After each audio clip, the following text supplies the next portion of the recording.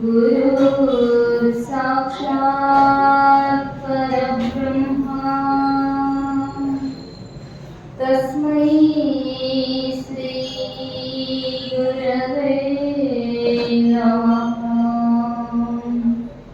तस्मै श्री गुरवे नमः। सांब सदा शिव सांब सदा शिव सांब सदा शिव सांब सदा शिव सांब सदा शिव सांब सदा शिव सांब सदा शिव सांब सदा शिव सांब सदा शिव सांब सदा शिव सांब सदा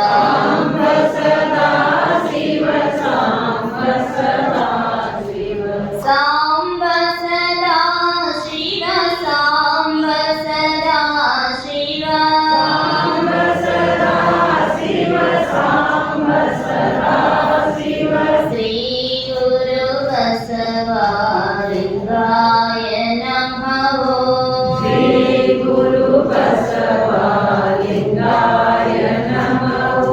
श्री गुरु बसवलिंगाय नमः। श्री गुरु बसवलिंगाय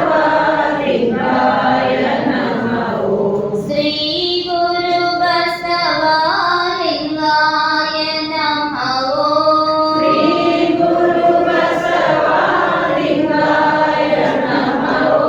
शिवने बसवा बसवा शिवने शिवने बसवा बसवा शिवने शिवने बसवा बसवा शिवने शिवने बसवा बसवा शिवने शिवने बसवा बसवा शिवने शिवने बसवा बसवा शिवने ಶಿವಾನಂದ ಸದ್ಗುರು ತಂದೆ ಉದ್ಧಾರಾದೇವ ನಿಮ್ಮಿಂದ ಶಿವಾನಂದ ಸದ್ಗುರು ತಂದೆ ಉದ್ಧಾರಾದೇವ ನಿಮ್ಮಿಂದ ಸಿದ್ಧಾರೂಢ ಸದ್ಗುರು ತಂದೆ ಉದ್ಧಾರಾದೇವ ನಿಮ್ಮಿಂದ ಸಿದ್ಧಾರೂಢ ಸದ್ಗುರು ತಂದೆ ಉದ್ಧಾರಾದೇವ ನಿಮ್ಮಿಂದ ಉದ್ಧಾರಾದೇವ ನಿಮ್ಮಿಂದ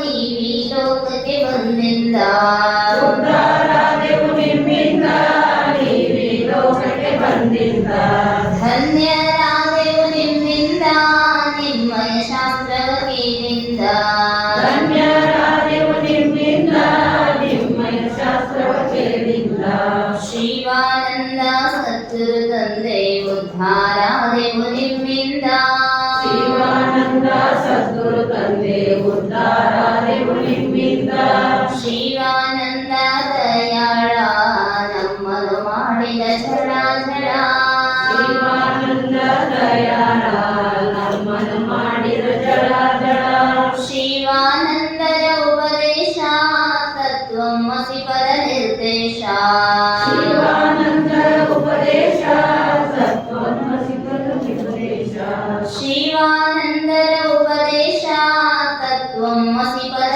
ನಿರ್ದೇಶ ಶಿವಾನಂದರ ಉಪದೇಶ ತತ್ವಮಸಿ ಪದ ನಿರ್ದೇಶ ಶಿವಾನಂದ ಸದ್ಗುರು ತಂದೆ ಉದ್ಧಾರಾದೇವ ನಿಮ್ಮಿಂದ ಶಿವಾನಂದ ಸದ್ಗುರು ತಂದೆ ಉದ್ಧಾರಾದೇವ ನಿಮ್ಮಿಂದ ಸಿದ್ಧಾರೂಢ ಸದ್ಗುರು ತಂದೆ ಉದ್ಧಾರಾದೇವ ನಿಮ್ಮಿಂದ ಸಿದ್ಧಾರೂಢ ಸದ್ಗುರು ತಂದೆ ಉದ್ಧಾರಾದೇವ ನಿಮ್ಮಿಂದ ಶಿವ ಶಿವ ಶಿವ ಶಿವ ಶಿವಾಯ ನಮಃ ಶಿವ ಶಿವ ಶಿವ ಶಿವ ಶಿವಾಯ ನಮಃ ಶಿವಾಯ ನಮಃ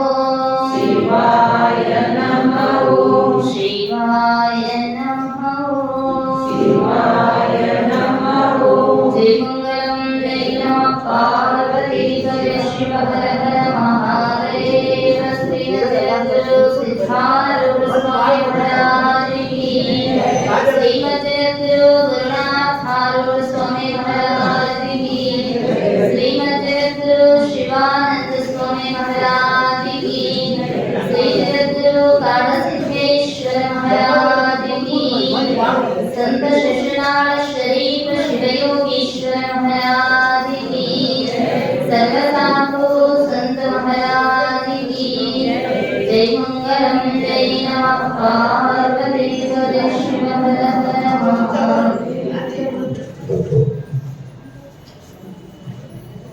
ಈಗ ಒಂದು ಸರ್ ಕೊಟ್ಬಿಡ್ರೆ ಏನು ಗೊತ್ತಾಗ ಜಾಗ ಇರೋದಿಲ್ಲ. ಸಿದ್ಧನೆಂದರೆ ಯಾರು ಮನವ ನೋಯಿಸದಾಗ ನೂರು ನೋವನ್ನು ಸಹಿಸಿ ನಗುತ್ತಲಿರುವಾಗ ಒಂದಾದ ನಡೆಗಳಿಗೆ ದಿಕ್ಕು ದೆಸೆ ತೋರುವಾಗ ಪರಮಗುರು ಆಸಾಧು ಮಧುರಾಮ. ಓ ಮಾನವಾರ್ಥಮಾವಿರ್ಭೂತಂ ಮಾನವೀಯಾದಿಲಕ್ಷಕಂ ಶಿವರೂಪಂ ಶಿವಾನಂದಂ ಒಂದೇ ಒಂದೇ ಜಗದ್ಗುರುಂ. ಯಾವೇ ಸರ್ವಭೂತೇಷು ಕೃಷ್ಣಾರೂಪೇಣ ಸಂಸ್ಥಿತ ನಮಸ್ತಸ್ಯೈ ನಮಸ್ತಸ್ಯೈ ನಮಸ್ತಸ್ಯೈ ನಮೋ ನಮಃ. ಪ್ರಾತಸ್ಮರಣೀಯ ಎನ್ನಾರಾಧ್ಯ ದೈವ ಜಗದ್ಗುರು ಶಿವಾನಂದ ಪುಂಗಳವರ ಜಗನ್ಮಾತೆಯ ದಿವ್ಯ ವಿಧಾವರಿಗಳನ್ನು ಹೃದಯ ಮಂದಿರದಲ್ಲಿ ಧ್ಯಾನಿಸಿಕೊಂಡು ಅದ್ವೈತ ಸಾರ್ವಭೌಮ ಚಕ್ರವರ್ತಿ ಜಗದ್ಗುರು ಸಿದ್ಧಾರೂಢ ಪುಂಗಳವರನ್ನ, ಮಹಾಮೌನಯೋಗಿ ಗುರುನಾಥಾರೂಢ ಪುಂಗಳವರನ್ನ ಹೃದಯ ಮಂದಿರದಲ್ಲಿ ಸ್ಮರಿಸಿಕೊಂಡು ನಗರದ ಆರಾಧ್ಯ ದೇವತೆ ಕಾಳಸಿದ್ದೇಶ್ವರನ ದಿವ್ಯ ಕರ್ತೃತ್ವ ಶಕ್ತಿಯು ಭಕ್ತಿಯ ಪ್ರಣಾಮಗಳನ್ನು ಸಮರ್ಪಣೆ ಮಾಡಿ ಪುರಾಣದ ಚರಿತ್ರಾನಾಯಕ ಭಾವೈಕ್ಯತೆಯ ಸಂತ ಶಿಶುನಾಳದ ಶರೀಫ ಶಿವಯೋಗಿಗಳ ದಿವ್ಯ ಚೇತನಕ್ಕೂ ಭಕ್ತಿಯ ದೀರ್ಘದಂಡ ಪ್ರಣಾಮಗಳನ್ನು ಸಮರ್ಪಣೆ ಮಾಡಿ ಆಧ್ಯಾತ್ಮಿಕ ಸೇವಾ ಸಮಿತಿ ಹಾಗೂ ಸಿದ್ಧಾರೂಢ ಮಠದ ಸದ್ಭಕ್ತ ಮಂಡಳಿಯವರು ಶ್ರಾವಣ ಮಾಸದ ತನ್ನಿಮಿತ್ತ ಈ ಪುರಾಣ ಪ್ರವಚನ ಕಾರ್ಯಕ್ರಮ ಅನ್ನುವುದನ್ನು ಹಮ್ಮಿಕೊಂಡು ಬಂದಿದ್ದಾರೆ. ಈ ಎಲ್ಲ ಕಾರ್ಯಕ್ರಮವನ್ನ ಸಂಘಟನೆ ಮಾಡಿರ್ತಕ್ಕಂತಹ ಸಮಸ್ತ ಎಲ್ಲ ಶರಣ ತಂದೆ ತಾಯಿಗಳಿಗೂ, ಶ್ರವಣಾಪೇಕ್ಷಿಗಳಾಗಿ ಆಗಮಿಸಿರುವ ಅವಳಿ ನಗರದ ಎಲ್ಲ ಶರಣ ತಂದೆ ತಾಯಿಗಳಿಗೂ ಶರಣಾರ್ಥಿಗಳು. ಒಂದಲ್ಲ ಎರಡಲ್ಲ ಮೂರಲ್ಲ ನಾಲ್ಕಲ್ಲ 84 ಲಕ್ಷ ಜೀವರಾಶಿಯಲ್ಲಿ ಬಂದೇ ಬಾಲರ ಭವಂಗಳನ್ನ ಉಂಡೆ ಶುಭ ಅಶುಭಗಳನ್ನ ಕಂಡೆ ಹಿಂದನ ಜನ್ಮವೇನಾದರಾಗಲಿ ಮುಂದೆ ನೀ ಕರುಣಿಸ ಜನ್ಮ ಮಲ್ಲಿಕಾರ್ಜುನ. ಮಹಾನ ವೈರಾಗ್ಯ ನಿಧಿ ಅಕ್ಕ, ಈ ನಮ್ಮ ಜೀವನ ಹೆಂಗೈತಿ ಅನ್ನುವಂಥದ್ದನ್ನ ತಿಳಿಸ್ತಾ ಇಲ್ಲ. ಏನ್ ಇದ್ದೀವಿ, ಏನ್ ಆಗಬೇಕಾಗೈತಿ, ನಾಕ ಮಾತೇನೊಳಗ ನಮಗೆ ಯಾರಿಗೂ ಏನಿಲ್ಲ ಅಂದ್ರೆ ಹಿಂದಿಂದ ನೆನಪಿಲ್ಲ. ಹಿಂದಿಂದ ನೆನಪಿತ್ತು ಅಂದ್ರೆ ಇಷ್ಟ ಆರಾಮ್ ಕುಂದಿರ್ತಿದ್ದಿದ್ದಿಲ್ಲ. ಹೌದಲ್ರಿ? ಈ ಜನ್ಮದವ್ರು ನೆನಪು ಮಾಡ್ಕೊಂಡ ನಿಂತ ಹಾಕೋರು. ಆ ಮಗಳ ಹಂಗ, ಈ ಮಗ ಹಿಂಗ, ಆ ಹೊಲ ಹಂಗ, ಮತ್ತೆ 10 ಜನ್ಮದ ನೆನಪಿದ್ರಲ್ಲ ಹೆಂಗ ಗತಿ ಏನೈತಿ? ಹಂಗ ಧಾರವಾಡ ಆಸ್ಪತ್ರೆ ಉದಿಗೊಂದು ತಯಾರಾಗಿದ್ದು ಕಾಣ್ತೈತಿ. ದೇವರ ಅವನೊಂದು ಚಲೋ ಕೊಟ್ಟಾನ. ಮರೆದೊಡೆ ಮಾನವ ಅರಿದೊಡೆ ಶರಣ. ಮರೆವು ಅನ್ನುವಂಥದ್ದು ಮಾನವರಿಗೆ ದೇವರು ಕೊಟ್ಟದು ವರದಾನ. ಆದ್ರ ಏನು ಮರಿಬೇಕು, ಏನು ಮರಿಬಾರದು ಅನ್ನೋ ಪ್ರಜ್ಞಾವಂತಿಕೆ ಇರಬೇಕು. ಕೊಟ್ಟಿವಿ ಭಾಷೆಯನ್ನ. ಅಕ್ಕ 1 2 ಅಲ್ಲ, 84 ಲಕ್ಷ ಜೀವರಾಶಿಯೊಳಗ ಅಂಡಜ, ಪಿಂಡಜ, ಶ್ವೇತಜ, ಉದ್ಬೀಜ 21 ಲಕ್ಷಗಳಂತೆ 84 ಲಕ್ಷ ಅಂತ ಶರಣರು ಸುಮ ಗಣನ ಮಾಡಿ ಹೇಳಿದರು. ಆದ್ರೆ ಶ್ರೀಮಂತ ಯದುಗುಣ ಶಿವಯೋಗಿಗಳು ಲೆಕ್ಕಿಲ್ಲದಂಗೆ ಹೇಳಿದರು. ಧರಣಿಯೆಲ್ಲವನ್ನು ಸಂಧಿಸಿ ಧೂಳಿ ಮಾಡಲ್ ಆ ಪರಮಾಣುಗಳೆನಿದೋ ಅನಿದೊಂದು ಜೀವನ ವಸುಗಳು ಬಂದು ಮರಣಹೀನತ್ತ ತಿರುಗದಂತೆ ರಚಿಸದೆ ಸುಮ್ಮನೆ ಕಾಲವನ್ನು ಕಳೆದು ಸಾವು ಉಚಿತವೇ. ನಿನಗೆ ಚಂದ ಅನ್ನಿಸ್ತೇನೋ ಅಂತ ಕೇಳಿದರು. ಎಷ್ಟು ಜನರೇ ಇಡೀ ಭೂಮಿಯನ್ನೇ ಕುಟ್ಟೆ ಹುಡಿ ಮಾಡಿ ತೂರಿದರ ಎಷ್ಟೊಂದು ಅಣುಗಳಾಗ್ತಾವು, ಹುಳಿ ಕಣಗಳಾಗ್ತಾವು. ಬೆಳಕಿಂದ ಬರುವುದಲ್ಲ ನಮ್ಮ ಮನೆ ಬೆಳಕಿಂದ ಆ ಸಣ್ಣ ಸಣ್ಣ ಕಣಗಳ ಕಿರಣದೊಳಗೆ ಕಾಣ್ತಾವಲ್ಲ. ಈ ಭೂಮಿಯನ್ನೇ ಕುಟ್ಟಿ ಹುಡಿ ಮಾಡಿ ತೂರಿದರೆ ಎಷ್ಟು ಧೂಳಿ ಕಣಗಳಾಗ್ತಾವೋ ಅಷ್ಟೊಂದು ಜೀವರ ವಸ್ತುಗಳು, ಒಂದೊಂದು ಜೀವರ ವಸ್ತುಗಳು ಏನು ಮಾಡಿವೆ ಅಂದ್ರೆ ಹುಟ್ಟಿ ಸತ್ತು ಹುಟ್ಟಿ ಸತ್ತು. ಅದನ್ನ ಹೇಳಿದ್ರ ಅಕ್ಕ ಬಾರದ ಭವಂಗಳಲ್ಲಿ ಬಂದ್ರೆ ಎಲ್ಲೆಲ್ಲಿ ಹೋಗಬಾರದಾಗಿ ತಾ ಜಗಕ್ಕೆಲ್ಲ ಅಡ್ಡಾಡ ಬಂದಿ, ಏನೇನು ಉಣಬಾರದಾಗಿ ಎಲ್ಲ ಉಂಡ ಬಂದಿ. ಹೌದಲ್ರಿ?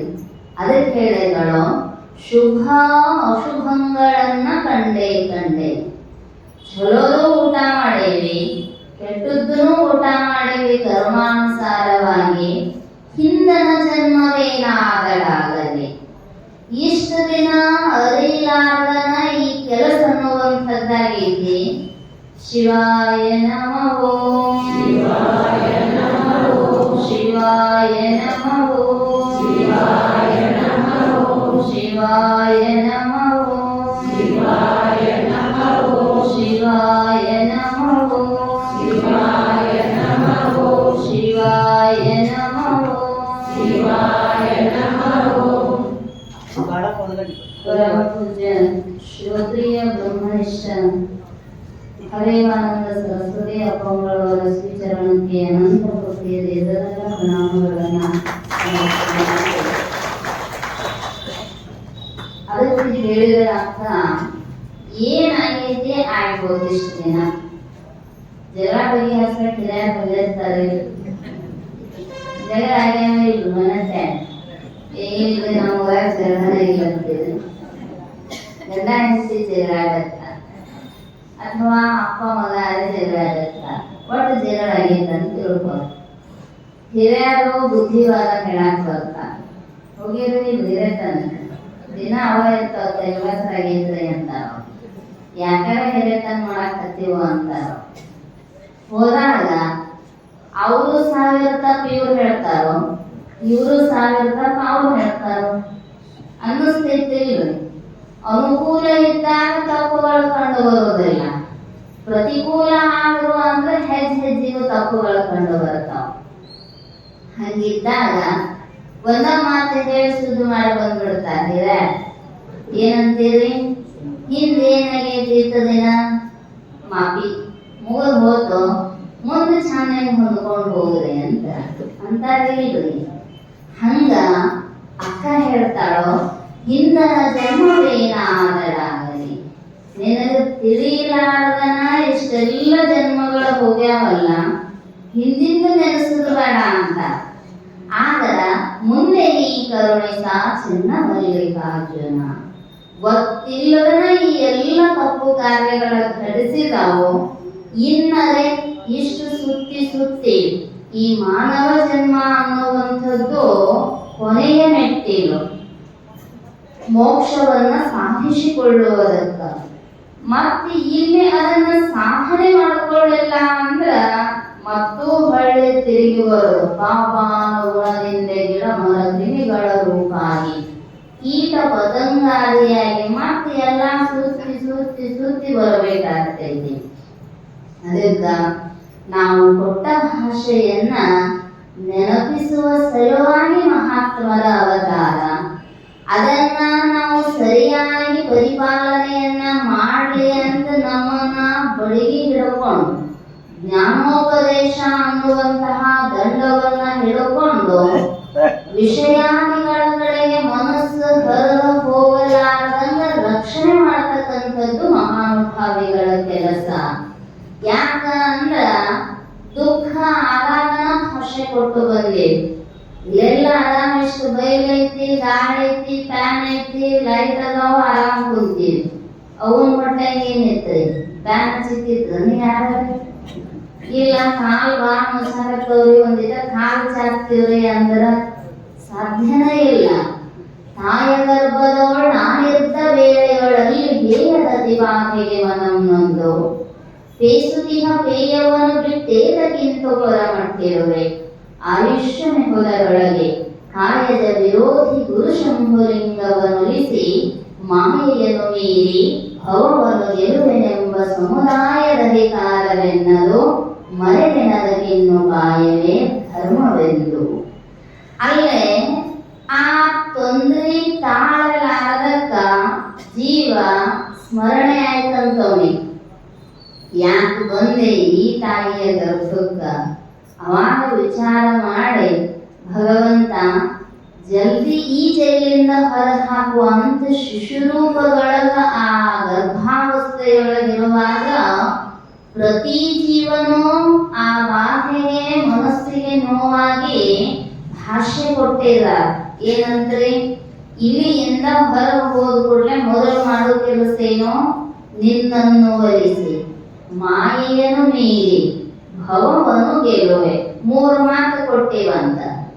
ಹೊರಗೆ ಬಂದ ಕೂಡಲೇ ದೇವರ ಒಲಿಸೋ ಕೆಲಸ, ಆಮೇಲೆ ಆ ದೇವರನ್ನ ಮರೆಸಿರುವ ಮಾಯೆಯನ್ನ ಪರಿಹಾರ ಮಾಡ್ಕೊಳ್ತಕ್ಕಂತಹ ಕೆಲಸ, ಆಮೇಲೆ ಈ ಜನ್ಮ ಮರಣ ರೂಪವಾಗಿರ್ತಕ್ಕಂತಹ ಭವಸಾಗರದಿಂದ ಪಾರಾಗುವ ಪ್ರಯತ್ನ ಮಾಡುತ್ತೀನಿ, ಗುರುವಿನ ಸಮೀಪಕ್ಕೂ ಹೋಗಿ ಅಂತ. ಯಾವಾಗ ಪ್ರಸೂತಿ ವಾಯು ವಿಷ್ಣು ಮಾಯೆ ಅನ್ನುವಂಥದ್ದು ಆವರಿಸಿತೋ ಅವಾಗೆಲ್ಲ ಉಲ್ಟಾ ಪಲ್ಟಾ ಆಗಿಬಿಟ್ಟೈತಂತೆ. ಅದಕ್ಕೆ ಹೇಳ್ತಾರ ಅವರು, ಮರೆವೇನೋ ಅದಕ್ಕಿನ್ನೋ ಉಪಾಯವೇ ಧರ್ಮವೆಂದು. ಆ ಉಪಾಯವನ್ನ ಧರ್ಮವನ್ನ ತಿಳಿಸುವ ಸಲುವಾಗಿ ಮಹಾನುಭಾವಿಗಳ ಅವತಾರ. ನಮಗೆಲ್ಲರಿಗೂ ನೆನಪಿದ್ದು ನಾವು ಅದರ ಕೆಲಸ ಮಾಡಿದ್ದೀವಿ ಅಂದ್ರೆ ಜ್ಞಾನಿಗಳ ಅವತಾರದ ಅವಶ್ಯಕತೆ ಇರುತ್ತಿರಲಿಲ್ಲ. ಆದರೆ ಮನುಷ್ಯನ ಸಹಜವಾದ ಈ ಗುಣದಿಂದಾಗಿ, ಮರವೇ ಅನ್ನುವಂಥದ್ದರಿಂದಾಗಿ ಮಾಡುವ ಕರ್ತವ್ಯವನ್ನ ಮಾಡದೇ ಇರುವುದಕ್ಕಾಗಿ ಅವಾಗ ಅವಾಗ ಅವಾಗ ಅವಾಗ ನಾನಾ ಅವತಾರ ಎತ್ತಿ ಬರ್ತೀನಿ ಅಂತ ಭಗವಂತ ಹೇಳಿದಾನೆ. ಎದರ ಸಲುವಾಗಿ ಅಂದ್ರೆ ಬಹಳ ಚಂದ ಪೂಜೆ ಮಾಡ್ತಾರ, ಮತ್ತೆ ಲೋಕದೊಳಗ ನಾನು ತುಂಬಾ ಪತ್ರಿ ಏರಿಸ್ತಾರೋ, ಅಭಿಷೇಕ ಮಾಡ್ತಾರೋ, ಬಂಗಾರ ಹಾಕ್ತಾರಂತಲ್ಲ. ಧರ್ಮ ಸಂಸ್ಥಾಪನಾರ್ಥಾಯ ಸಂಭವಾಮಿ ಯುಗೆ ಯುಗೆ. ಏನಾದ್ರು ಒಂದು ಬಂಗಾರ ಗುಡಿ ಕಟ್ಟತಾರಂತ ಒಂದು ದೇವರಲ್ಲಿ ಅವತಾರ ಎತ್ತಲಿಲ್ಲ. ಇಲ್ರಿ ನನ್ನ ಮನಗಟ್ಲೆ ಬಂಗಾರದ ತೂಕ ತೂಕ ಕೊಡ್ತಾ ರೊಕ್ಕ ಅಂತ ಬರಲಿಲ್ಲ. ಎದರ ಸಲುವಾಗಿ ಅಂದ್ರ ಧರ್ಮದ ಅವನತಿಯಾಗಿರ್ತಕ್ಕಂತಹ ಸಂದರ್ಭದೊಳಗ ಸಾಧುಗಳ ರಕ್ಷಣೆಗಾಗಿ, ದುರ್ಜನರ ಶಿಕ್ಷೆಗಾಗಿ ಯುಗ ಯುಗದಲ್ಲಿಯೂ ನಾನು ಅವತಾರವನ್ನ ಎತ್ತುತ್ತೀನಿ ಅಂತ.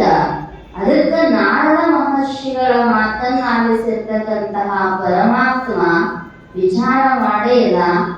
ಇಷ್ಟೆಲ್ಲ ಅನ್ಯಾಯ ಅನಾಚಾರಗಳು, ವೇದ ನಿಷಿದ್ಧವಾಗಿರ್ತಕ್ಕಂತಹ ಕರ್ಮಗಳು, ತಂದೆ ತಾಯಿಗಳಿಗೆ ಗೌರವ ಇಲ್ಲ, ಸತಿಪತಿಗಳು ಒಂದಾಗಿ ಭಕ್ತಿಯ ಮಾರ್ಗದೊಳಗೆ ನಡೆಯುವಂತಹ ಕ್ರಿಯಾಚರಣೆಗಳಿಲ್ಲ, ಮಕ್ಕಳೆಲ್ಲರೂ ಕೂಡ ತಂದೆ ತಾಯಿಗಳನ್ನ ದೇವರು ಅಂತ ತಿಳಿದ ಸೇವಾ ಮಾಡುವಂತಹ ಮನೋಭಾವನೆ ಇಲ್ಲ. ಹಿಂಗ ಆದಾಗ ಧರ್ಮ ತನ್ನ ಲಯವನ್ನು ತಪ್ಪತೆ. ಯಾವಾಗ ಧರ್ಮದ ಜ್ಯೋತಿ ನಂದುವಂತಹ ಕಾರ್ಯ ನಡೀತೈತೋ ಅದಕ್ಕೆ ಬಂದಿರತಕ್ಕಂತಹ ಕುಡಿಯನ್ನ ತೆಗೆಯುವ ಸಲುವಾಗಿ ಮತ್ತೆ ಧರ್ಮ ಅನ್ನುವಂಥದ್ದು ಪ್ರಾಚಲ್ಯಮಾನವಾಗಿ ಬೆಳಗಲಿ ಅನ್ನುವಂತಹ ಉದ್ದೇಶದಿಂದ ಭಗವಂತನೇ ಅವತಾರವನ್ನ ಎತ್ತಿ ಬರುತ್ತಾ ಇದ್ದಾನೆ. ಭಾಷೆ ಕೊಟ್ಟ ನಾರದನಿಗೆ, ಇಲ್ಲ ನಾನು ಮತ್ತೆ ಲೋಕದೊಳಗೆ ಹೋಗಿ ಅವತಾರವನ್ನ ಎತ್ತಿ ಇವರಿಗೆ ಬುದ್ಧಿ ಕಲಿಸ್ತೀನಿ ಅಂತ. ದನಗಳನ್ನ ಕುಣವಾಡಕ್ ಹಾಕ್ತಾರ. ಯಾವಾಗ ಹಾಕ್ತಾರ್ರಿ? ಅವ ಎಂದರೆ ಮಂದಿ ಹೊಲ ಮೇಯಕ್ ಅದು ಅಂದ್ರ ಈಗೆಲ್ಲ ಹೋಗ್ಯಾವ, ದನ ಹೋಗ್ಯಾವ, ಕೊಂಡ್ವಾಡ್ನು ಹೋಗ್ಯಾವ. ಅವಾಗಿಂದೆಲ್ಲ ಬಹಳ ಕೃಷಿ ಕುಟುಂಬಗಳಿತ್ತು, ಪಶು ಸಂಗೋಪನೆ ಎನ್ನುವಂಥದ್ದು ಬಹಳ ಇತ್ತು. ಅವಾಗೆಲ್ಲ ಹೊಲಗಳು ಬಹಳ ಇತ್ತು. ಈಗೆಲ್ಲ ಆ ಸಮಸ್ಯೆಯಲ್ಲಿ ಎರೆಯಾಗಳಾಗಿ ಬಿಟ್ಟಾವ. ಹೊಲ ಇದ್ದದ್ದು ಸಹ ಕಟ್ಟಡ ಮಾಡಾಕತ್ತ ಬಿಟ್ಟ. ಯಾಕಂದ್ರೆ ದುಡಿಯವರೇ ಇಲ್ಲ ಆಗ್ಯಾನೆ. ಕಾರಣ ಒಂದ, ಮೊನ್ನೆ ಯಾರೋ ಮುಖ್ಯಮಂತ್ರಿಗಳಿಗೆ ಅಹವಾಲು ಸಲ್ಲಿಸ್ಯಾರ ರೈತರು, ನಮಗ ಕನ್ಯೆ ಸಿಗುವಲ್ರಿ, ನೀವು ಕನ್ಯೆ ಹುಡುಕಾಡ್ಕೊಳ್ರಿ ಅಂತೀನಿ. ಹೌದ್ರಿ, ಪರಿಸ್ಥಿತಿ ಎಲ್ಲಿ ಬಂದೈತಿ ಅಂದ್ರ ರೈತರು ಅಂದ್ರ ಕನ್ಯೆ ಕೊಡೋಂಗಿಲ್ಲ, ಆಗ ಹುಡುಗಿಯರು ಅಂತ ಏನ್ ಮಾಡ್ಬೇಕ್ರಿ? ಯಾಕ ಉದ್ಯೋಗ ಕಲಿಸಿ ಬಿಟ್ಟಿರ್ತೀವಿ, ಅವ್ರ ಪ್ರಶ್ನೆ ಬಾಳ ನಿಮಗ ಮಾಡತ್ತ, ನೀವು ರೈತರಿಗೆ ಕೊಡೋದಿದ್ರ ನಮ್ಮನೇ ಸಾರಿ ಕಲಿಸಿದ್ರೆ ಅವ್ರ ಅನ್ನೋದು ಬರೋಬ್ಬರಿ. ಸುಮ್ಮನೆ ಮುಂದೆ ಹುಡುಗರಿಗೆ 10ನೇ ತನ ಕಲಿಸಿ ಮನ್ಯಾಗ ಇರೋದು ಬಹಳ ಚಲೋ ಅನ್ಸಾಕತ್ತೆ. ಯಾಕಂದ್ರ ಕೃಷಿ ಪದ್ಧತಿ ನಾಶ ಬಂದಿತ್ತು ಅಂದ್ರ ಜೀವಿಗಳ ಬದುಕುದು ಬಹಳ ಕಷ್ಟ ಐತಿ ಮುಂದಿನ ದಿನಮಾನದೊಳಗ. ಅದಕ್ಕೆ ಹೇಳಿದ್ರು, ಒಕ್ಕಲಿಗನು ಒಕ್ಕದಿದ್ದರೆ ಜಗವೆಲ್ಲ ಬಿಕ್ಕುವುದು ಸರ್ವಜ್ಞ. ಅಂಥ ಕೃಷಿ ಪದ್ಧತಿ ಹೆಚ್ಚಿರ್ತಕ್ಕಂತಹ ಸಂದರ್ಭದೊಳಗ ದನಗಳನ್ನ ಮೇಯಾಕ ಗೋಮಾಳಕ್ಕೆ ಬಿಡುವಾಗ ಅಕಸ್ಮಾತ್ ಮೊದಲು ಯಾವರೇ ಹಸಿರು ಹೊಲ ಇದ್ದು ಅಂದ್ರ ಅವು ಬೇಲಿಗಿರಿ ಹಚ್ಚಿದ ಚಿಡು ಹೋಗುದು ದನದ ಸ್ವಭಾವ. ಹೋಗಿ ಬೆಳಿ ಮೇದು ಅಂದ್ರ ಓದೆಲ್ಲಿ ಹಾಕ್ತಿದ್ರಿ ಕೊಂಡವಾಡಕ್ಕ. ಅವ ಮನಿ ಯಜಮಾನ ಮತ್ ಹೋಗಿ ದಂಡ ಕಟ್ಟಿ ದನಗಳು ಬಿಡಿಸ್ಕೊಂಡು ಬರ್ಬೇಕು. ಹೌದಲ್ಲ? ಮತ್ತು ಕೊಂಡವಾಡಕ್ಕೆ ಬೀಳಬಾರದ್ರಿ ದನ, ಮಂದಿ ಹೊಲ ಮೇಯಬಾರದ್ರಿ ಅಂದ್ರ ಏನ್ ಮಾಡೋದು? ಯಜಮಾನ ತನ್ನ ದನ ತಗೊಂಡು ಹೋಗೋದು ಮೇಸಾಕ. ಹಂಗ ನಾವು ಹೆಂಗದೀವಿ ಅಂದ್ರ ದನ ಇದ್ದಂಗ ಅದೀವಿ. ಅದಕ್ಕೆ ಹೇಳಿದ್ರ ಅವರು, ವಿಷಯಗಳೆಂಬ ಹಸುರನೆನ್ನ ಮುಂದೆ ಪಸರಿಸಿದೆರಯ್ಯ, ಪಶುವೇನು ಬಲ್ಲುವುದು ಹಸುರೆಂದೆಳಸುವುದು. ಹೋಗೊಂದಿಷ್ಟು ಗೋಮಾಳದೊಳಗ ಮೇಯಬಾರಪ್ಪ ಅಂದ್ರ ಇದು ಮಂದಿ ಹೊಲದ ಕಡೆ ಹೋಗ್ತೀನಂತೆ. ಎಲ್ಲೆಲ್ಲಿ ಹಸಿರು ಕಾಣತೈತಲ್ಲ, ಇದು ನಂದನ್ನೋದು ಪ್ರಜ್ಞೆ ಇಲ್ಲ, ಮಂದಿದನ್ನೋದೂ ಪ್ರಜ್ಞೆ ಇಲ್ಲ. ಹೇಳಿದ್ರಲ್ಲ, ಇವು ಜಗತ್ತಿಕ್ಕಿದ ವಿಧಿ, ಹೆಣ್ಣು ಹೊನ್ನು ಮಣ್ಣು ಇವು ಯಾವೂ ನಮ್ಮೂ ಅಲ್ಲ. ಆದ್ರೂ ದಾರ್ಯಾಗ ಹೋಗುವಾಗ ಇವೆಲ್ಲ ಭೇಟಿಯಾದವು ಅಂದ್ರ ಪಟ್ನ ಜಿಗಿದ ಬಿಡ್ತಾನ. ಜಿಗಿತಾನಂದ್ರ ಕಣ್ಣರೇ ಜಿಗಿತಾವು, ಕಾಲರೇ ಜಿಗಿತಾವು, ಕೈಯರೇ. ದಾರ್ಯಾಗ ಸೌತಿ ಬಳ್ಳಿ ಹಾಕಿದ್ರು ಒಂದಿಷ್ಟು ಬೇಲಿ ದಾಟಿ ಕಡೆ ಬಂದಿತ್ತಂದ್ರ ಆ ಕಡೆ ಈ ಕಡೆ ನೋಡೋದ್ರೊಳಗ ನಟಕ್ಕಂತ ನೋಡ್ಕೊಂತ ಬಂದು ಬಿಡೋದಲ್ಲ. ಅದೇನ್ ಕೈ ಐತೆ ಅನ್ನೋದು ಗೊತ್ತಿಲ್ಲ, ಹುಳಿ ಐತೆ ಅನ್ನೋದು ಗೊತ್ತಿಲ್ಲ. ಹಿಂಗ ಮಾಡುವಾಗ ಅದು ಪಾಪ ಕಾರ್ಯ ಆಗ್ತೈತಿಲ್ಲೋ ಅಂದ್ರ ಪಾಪವೇ. ಅವಾಗ ಏನ್ ಮಾಡ್ತಾರೋ ಅಂದ್ರೆ ಯಮಕಿಂಕರರು ತಮ್ಮ ಕೊಂಡವಾಡ ಅನ್ನುವಂತಹ ನರಕದೊಳಗ ನಮ್ಮನ್ನು ಒಯ್ದು ಒಗಿತಾರೆ. ಅದರ ಸಲುವಾಗಿ ಭಗವಂತ ವಿಚಾರ ಮಾಡಿದ, ಇವನ ಅಟ್ಟನ ಕೈ ಬಿಟ್ನಿ ಅಂದ್ರೆ ಎಲ್ಲೆಲ್ಲೋ ಹೋಗಿ ದಾರಿ ತಪ್ತಾವೋ, ಇವನ ಕಾಯಕ ನಾ ಹೋಗಬೇಕು ಅಂತ ತಿಳ್ಕೊಂಡು ನಮ್ಮೆಲ್ಲರ ರಕ್ಷಣಾಕರ್ತೃ ಆಗಿರ್ತಕ್ಕಂತಹ ಪರಮಾತ್ಮ ದಂಡ ಹಿಡ್ಕೊಂಡು, ದನ ಕೈ ಮನುಷ್ಯ ಕೈಯಾಗ ಬಡಿಗೆ ಹಿಡಿದಿರ್ತಾನೆ ಇಲ್ವೇ, ಹಂಗ ಜ್ಞಾನ ರೂಪ ದಂಡವನ್ನ ಸದ್ಗುರುನಾಥನ ಕೈಯೊಳಗೆ ಕೊಟ್ಟು ತಾನೇ ಭರ್ಗೋ ಸಾಕ್ಷಾತ್ ನರಾಕೃತಿ ಎನ್ನುವಂತಹ ಮನುಷ್ಯ ರೂಪವನ್ನ, ಮಹಾತ್ಮರ ರೂಪವನ್ನ ತಾಳಿಕೊಂಡು ಬಂದು ನಮ್ಮೆಲ್ಲರ ರಕ್ಷಣೆಯನ್ನ ಮಾಡತಕ್ಕಂಥವನು ಸಾಕ್ಷಾತ್ ಪರಮಾತ್ಮ. ಅದಕ್ಕೆ ವಿಚಾರ ಮಾಡಿ ಎಲ್ಲಿ ಹುಟ್ಟಬೇಕು ಬೇಕಲ್ರಿ? ಹಂಗ ಎಲ್ಲೆಲ್ಲರ ಹೋಗಿ ಬೆಳೆಯುವಂಗಿಲ್ಲ. ಉತ್ತಮವಾಗಿರ್ತಕ್ಕಂತಹ ಸಸಿ ನೆಡಬೇಕಾದ್ರ ಚಲೋ ಜಾಗ ನೋಡ್ತೀವಿ. ಪತ್ರಿ ಗಿಡ ಎಲ್ಲರ ಹೋಗಿ ಘಟಾದಲ್ಲಿ ಹಚ್ಚುವುದಿಲ್ಲ. ಎಲ್ಲಿ ಹಚ್ತೀವ್ರಿ? ದೇವಸ್ಥಾನದೊಳಗ, ಮಠ ಮಂದಿರದೊಳಗ, ಪುಣ್ಯಸ್ಥಾನದೊಳಗ, ನದಿ ತಟದೊಳಗ, ಕೆರಿ ದಂಡಿ ಮ್ಯಾಲ. ಯಾಕಂದ್ರ ಆ ಗಿಡಕ್ಕ ತನ್ನದೇ ಆಗಿರ್ತಕ್ಕಂತಹ ಪಾವಿತ್ರ್ಯತೆ. ಜಾರಿ ಕಂತೀರಿ ಎಲ್ಲಿ ಬೇಕಲ್ಲೇ ಬೆಳಿತಾವ. ಹಂಗ ಸಾಮಾನ್ಯ ಮಾಡ್ಕೊತಾರ. ಆದ್ರ ವಿಶೇಷವಾದ ಒಂದು ಶಕ್ತಿ ಆವಿರ್ಭಾವ ಆಗಬೇಕಾಗಿತ್ತು ಅಂದ್ರ ಭೂಮಿಗೆ ಚಲೋ ಇರಬೇಕಾಗ್ತೈತಿ. ಪವಿತ್ರವಾಗಿರ್ತಕ್ಕಂತಹ ಗರ್ಭದ ಅನ್ವೇಷಣೆಯನ್ನ ಮಾಡ್ತಕ್ಕಂತಹ ಪರಮಾತ್ಮ ವಿಚಾರ ಮಾಡಿದ.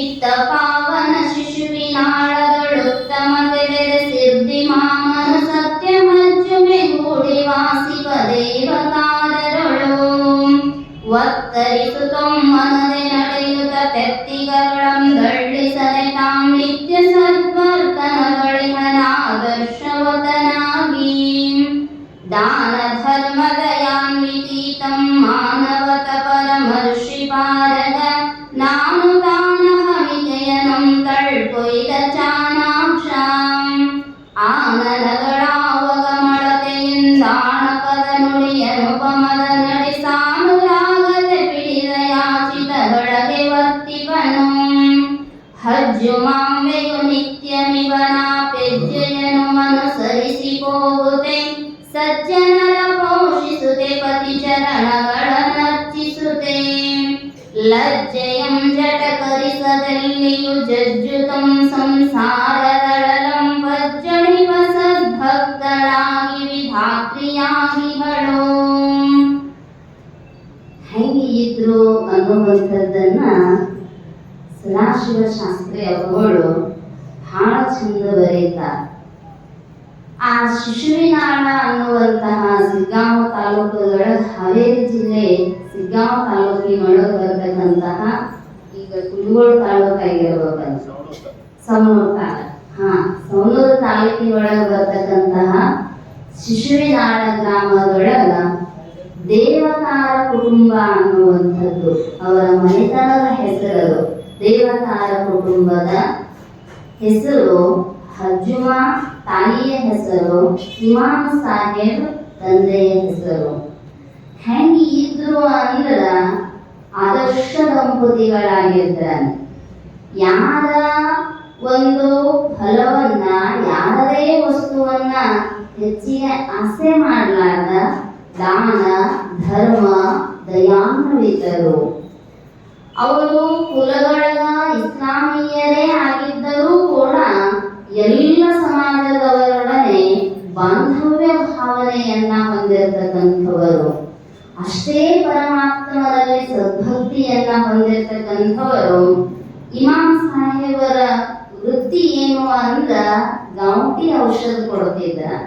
ಕಾಲು ಮುರಿದ್ರ, ಕೈ ಮುರಿದ್ರ, ಮೂಳೆಗಳೇನಾದ್ರೂ ವ್ಯತ್ಯಾಸ ಆಗಿತ್ತು ಅಂದ್ರ ಬಹಳ ಪ್ರಸಿದ್ಧವಾಗಿರ್ತಕ್ಕಂತಹ ಅವಾಗಿನ ಕಾಲದೊಳಗ ಆರ್ಥೋಪಿಡಿಸೇನ್ ಅಂತೀವಲ್ಲ, ಈಗೆಲ್ಲ ಒಂದಕ್ಕನ. ಆದ್ರ ಅವ್ರ ಹಸ್ತಗುಣ ಹೆಂಗಿತ್ತು ಅಂದ್ರ ಭಗವಂತನ ಮೇಲೆ ಭಾರ ಹಾಕಿ ಸುಮ್ಮನೆ ಹಿಂಗೊಂದು ಸ್ವಲ್ಪ ಔಷಧ ಹಚ್ಚಿಬಿಟ್ರು ಅಂದ್ರ ಎಂಥೆಂಥ ರೋಗಗಳೇ ಆರಾಮಾಗುತ್ತಿದ್ವು ಅಂತ. ಕಾರಣ ಕಾಯಕವನ್ನ ಕೈಲಾಸದಂತೆ ಕಂಡಿರ್ತಕ್ಕಂಥವರು. ಕಾಯಕ ಅನ್ನುವಂಥದ್ದು ಕೇವಲ ಕರ್ಮ ಅಲ್ಲ, ಅದು ಭಗವಂತನ ಕೆಲಸ. ಯತ್ಯತ್ ಕರ್ಮ ಕರೋಮಿ ತತ್ತದಖಿಲಂ ಶಂಭೋ ತವಾರಾಧನಂ. ನಾನು ಯಾವ ಯಾವ ಕೆಲಸವನ್ನ ಮಾಡ್ತೇನಲ್ಲ ಭಗವಂತ ಅವರು ನಿನ್ನ ಪೂಜೆಗೆ ಎನ್ನುವಂತಹ ಪರಶಿವನ ಆನತಿಯಂತೆ ಸದ್ಗೃಹಸ್ಥ ದಂಪತಿಗಳಾಗಿದ್ರು. ಎಲ್ಲರೂ ಗೃಹಸ್ಥರಾಗಿರ್ತಾರ. ಆದ್ರೆ ಸದ್ಗೃಹಸ್ಥರು ಶಾಸ್ತ್ರ ಹೇಳಿರುವಂತಹ ಧನ್ಯ ಗೃಹಸ್ಥಾಶ್ರಮಿಗಳು ಅಪರೂಪದ. ಅದಕ್ಕೆ ಲಕ್ಷಣ ಬರೀತಾರ. ಹಂಗ ಮದುವೆ ಆದ್ಮೇಲೆ ನಾವು ಗೃಹಸ್ಥರಾದಿವ್ರಿ, ನಾವು ಧನ್ಯ ಗೃಹಸ್ಥಾಶ್ರಮಿಗಳು ಅಂತ ಶಾಸ್ತ್ರವೇ ಹೇಳ್ತೈತಿ. ಚತುರಾಶ್ರಮದೊಳಗೆ ನಮಗ ಬಹಳ ಮಹತ್ವವನ್ನ ಕೊಟ್ಟಾರ. ನಿಮ್ದೇನೈತ್ರಿ ಅಂತ ಬಹಳ ಮಂದಿ ಕೇಳ್ತಿರ್ತಾರ ನಮ್ಮ. ಯಾಕಂದ್ರ ಧನ್ಯ ಅನ್ನುವಂಥದ್ದು ಬ್ರಹ್ಮಚಾರಿಗೂ ಇಲ್ಲ, ವಾನಪ್ರಸ್ಥಿಗೂ ಇಲ್ಲ, ಸನ್ಯಾಸಿಗೂ ಇಲ್ಲ. ಎದಕ್ ಹಚ್ಚಾರ್ರಿ? ಧನ್ಯೋ ಗೃಹಸ್ಥಾಶ್ರಮ. ಆದ್ರ ನಾವು ಇಷ್ಟ ನೋಡ್ಕೊಂಡು ಗೃಹಸ್ಥಾಶ್ರಮ ಶ್ರೇಷ್ಠ ಅಂತ ಕಡೆ ಹಳ್ಳಿ ಬಿಟ್ಟಿವಿ ಅಂದ್ರ ಹೆಸರಿನಾಗಿಂದ ಪಾರೋದು ಭಾಳ ಕಠಿಣ. ಹೌದಲ್ರಿ? ಅನ್ಸೈತಿ ನಿಮ್ಗೆ ಯಾವಾಗಲೇ ಕೆಸರು ಅಂತೇಳಿ? ಇಲ್ಲ, ಅನ್ಸೋದಿಲ್ಲ. ಯಾಕಂದ್ರ ಈ ಹೊಳಿ ದಂಡಿ ಹೊಳಿ ಶ್ರಾವಣ ಹೊಳಿ ಏರೋದು ಭಾಳ. ಹೊಳಿ ಏರಿ ಇಳಿತು ಅಂದ್ರ ರ್ಯಾಪ್ ಕುಂತಿರ್ತೈತಿ ನೋಡ್ರಿ ಹೊಳಿ ದಂಡಿಗೆ. ಒಂದ್ 4 ದಿನ ಬಿಸಿಲು ಆದ್ಮ್ಯಾಲ ಒಣಗ್ತೈತ ಅದ ಮ್ಯಾಲಿಂದೆಲ್ಲ, ಬಿರುಕು ಬಿಟ್ಟಂಗ ಆಗ್ತೈತಿ. ಅವಾಗ ಗೊತ್ತಿತ್ತು ಅಂದ್ರ ಹೋಗುದಿಲ್ಲ. ನಮ್ಮಂತ ಗೊತ್ತಿಲ್ಲದು ಹೊಳೆದಂಡಿ ಹಾದೇವ ಅಂದ್ರ ಅವು ಒಲಿಗೆ ಸುಡು ದರ ಮುಂದಕ್ಕೆ ಹೋದ್ರಾಯ್ತಂತ ಜೋರಾಗಿ ಹೆಜ್ಜೆಗೆ ಇಟ್ಟು ಹೋಗಕ್ ಹಾದೇವಿ ಅಂದ್ರ ಏನಾಗ್ತೈತ್ರಿ? ಸಿಕ್ಕೊಂಡ್ ಬಿಡ್ತೈತಿ. ಇದು ಸಿಕ್ಕೊಂಡ್ರೆ ಏನಾಗ್ತಿದ್ರ ಮ್ಯಾಲ ಭಾರ ಹಾಕಿ ಈ ಕಾಲ ಮ್ಯಾಲ ಹಾಕಿ ಹೊರಗೆ ಹೋಗೋಣ ಅಂದ್ರೆ ಇದಕ್ಕೆ ಇದು ಸಿಕ್ಕೋತೈತಿ. ಹಂಗನ್ಸೈತೇನ್ರಿ ಯಾರಿಗಾರ? ಅಂದ್ರೆ ಪ್ರಪಂಚದೊಳಗ ಇಲ್ರಿ ಹಾಳ ಸರಳ ಐತಿ. ನಮ್ಮ ನಂದೀಶ್ವರ ಅಪ್ಪಗಳು ಕುಮಾರ್ ಡಾಕ್ಟರ್ ಮಕ್ಕಳ ಲಗ್ನ, ಇಬ್ರು ಅಕ್ಕ ತಂಗಿ ಅಣ್ಣ ತಮ್ಮ ಕೊಟ್ಟಾರ ಅವರಿಗೆ. ಬಹಳ ಶಾಸ್ತ್ರದೊಳಗ ಬಲ್ಲಿದ್ರು. ಇವತ್ತಿಗೂ ಕುಂದಿರ್ಸಿದೀವಿ ಅಂದ್ರೆ ಶಾಸ್ತ್ರ ನಿರರ್ಗಳವಾಗಿ ಮಾತಾಡ್ತಾರೆ. ಅಪ್ಪವರು ಮದುವೆ ಮಾಡುವಾಗ ಅವ್ರನ್ನ ಕೇಳಿದ್ರೆ ನಾನು, ತಂಗಿ ಗೀತಾ ಮತ್ತೆ ಹೆಂಗೈತಿ ಗೃಹಸ್ಥಾಶ್ರಮ ಅಂದ್ರ ಬಿಳಿ ಹಳದಿ ಹಾಕಿ ಅದ್ರ ಮ್ಯಾಲ ನಡದ್ ಭಾಗಂಗ ಐತಿ ಅಂದ್ರ ಅಂತ. ಅದೇನ್ ದೊಡ್ಡದಾದ್ರೆ ಅಂದ್ರ ಅಂತ ಬಿಳಿ ಹಳದಿ ಹಾಕಿದ್ರ ಆರಾಮಾಗಿ ನಡ್ಕೊಂಡು ಹೋಗ್ಬೋದಲ್ರಿ ಅಪ್ಪ ಅಂತ. ಅಪ್ಪಗಳೊಂದ್ ಮಾತಂದ್ರಂತ, ಕೆಳಗ ಜಾಲಿ ಕಂಡಿ ಇಟ್ಟಾರ ಹೆಂಗ ನಡೀತೀರಿ ಅಂದ್ರ ಅಂತ. ಹಂಗೈತೇನ್ರಿ ಅದ ಬರೋಬ್ಬರಿ ಅವ್ರು ಹೇಳಿದ್ದು. ಇವತ್ತಿಗೂ ಅಂತಾರ ಅವರು. ಅಪ್ಪೋ ನಮ್ಮ ಲಗ್ನ ಮಾಡೋ ಮುಂದೆ ಈ ಮಾತು ಹೇಳಿದ್ರು. ಇವತ್ತಿಗೂ ಯಾಕಡೆ ಹೊಳ್ಳಿದ್ರು ಮುಳ್ಳು ಚುಚ್ಚುದನ ಚುಚ್ಚುತ್ತಾವಿಲ್ರಿ. ಆದ್ರ ಧನ್ಯ ಅನ್ನುವ ಶಬ್ದ ಯಾಕಿಟ್ರು ಅಂದ್ರ ಅಲ್ಲಿ ಬರೀತಾರ ಸುಭಾಷಿತಕಾರರು, ಸಾನಂದಂ ಸದನಂ ಸುಧಾಶ್ಚ ಸುಧೀಯ ಕಂದಾನ ದುರ್ಭಾಷಿಣಿ.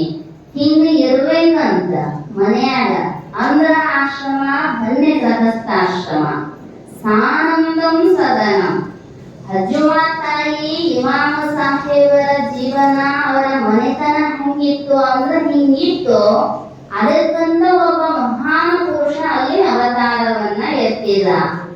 ಮನಿ ಯಾವಾಗ್ಲೂ ಆನಂದ ಪೂರ್ಣವಾಗಿ ತುಂಬಿರ್ಬೇಕಂತ. ಹಂಗಾರ ಒಂದು ದೊಡ್ಡ AC ಮನಿ ಕಟ್ಸಿದ್ರ ನಡೀತೈತೇನ್ರಿ?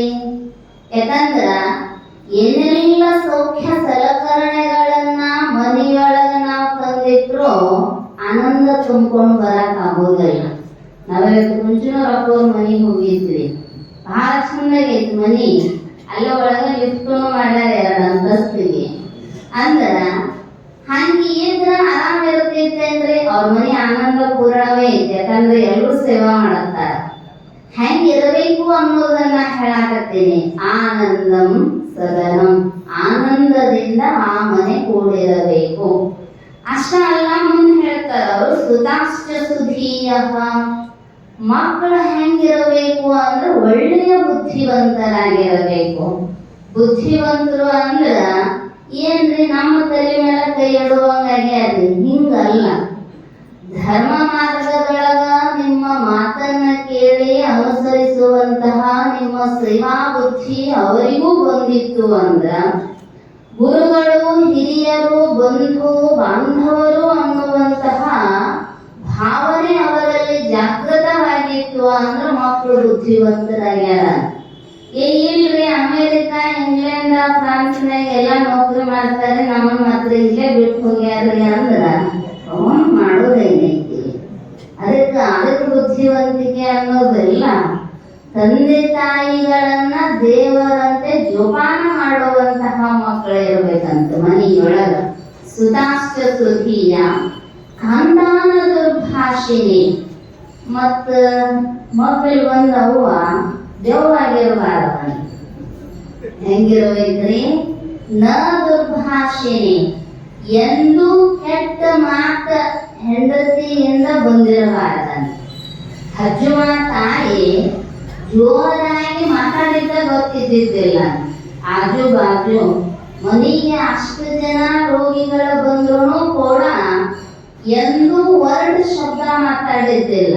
ಇವ್ರದೇನ್ ತೆಲಗಾಸರ ನೀರು ಕೊಡು, ಚಾ ಮಾಡು, ಅಂಬ್ಲಿ ಕೊಡು, ಹಚ್ಚೆ ಬಿಡ್ತಾನ ನನ್ನ ಗಂಡ.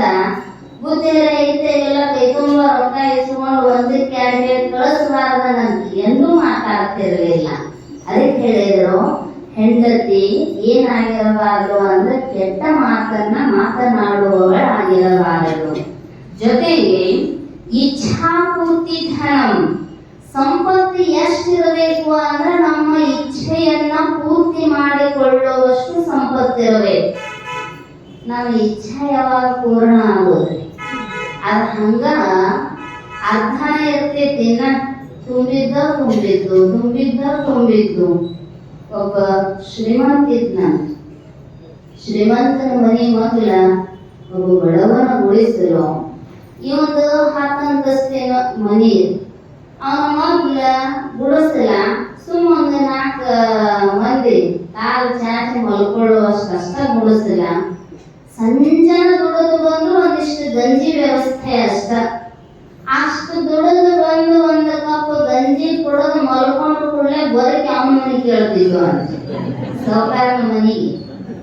ಅವಂದ ನಾ 10 ಅಂತಸ್ತು ಮನೆ ಕಟ್ಸೀನಿ, ಗಾದಿ ಮ್ಯಾಲ ಡಬಲ್ ಗಾದಿ ಹಾಸ್ಕೊಂಡಿನಿ, ನಿಧಿನ ಬರೋಲ್ತಲ್ಲ, ಮುನ್ನಾಗ ಹಾರ ಬೇಕಂತೈತಿ, ಹೊಟ್ಟಿ ಹತ್ತವಲ್ತು, ಹಸಿವೆನ ಆಗವಲ್ತು, ಇವನ್ನ ಸುಖನಿದ್ರೆಯ ಗುಟ್ಟು ಏನಿರಬೇಕು, ಇಷ್ಟು ನೆಮ್ಮದಿಯಿಂದ ಮಲ್ಕೋತಾನಲ್ಲ, ಏನಿರಬೇಕಿದ್ರೆ ಹಿಂದಿನ ರಹಸ್ಯ ತಲೆ ಕೆಡಿಸ್ಕೊಂಡ್ರು.